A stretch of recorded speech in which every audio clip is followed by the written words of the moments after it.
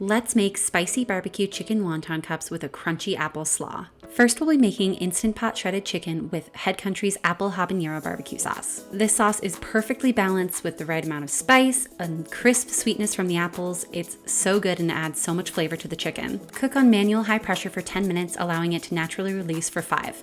To make the wonton cups, you'll spray a 12-cup muffin tin with cooking spray, press 1 wonton wrapper into each cup, give it another spritz with your cooking spray, and then add a second wonton wrapper to each cup, pressing it in firmly. Bake these cups at 350 degrees Fahrenheit for 15 minutes or until they're golden brown. For the coleslaw, all you have to do is whisk together the dressing, which is made of really simple ingredients, then add in your coleslaw mix and thinly sliced apple. This slaw is so good. If you have any extra, be sure to save it because it's really good on top of your pulled pork sandwiches or even your burgers. Once the chicken is done cooking, remove it from the sauce and shred it on a cutting board with 2 forks.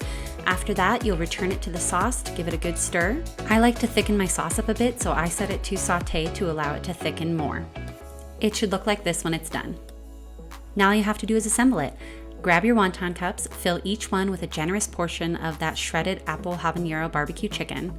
I like to top mine off with an extra drizzle of that barbecue sauce and a big heaping spoonful of the coleslaw.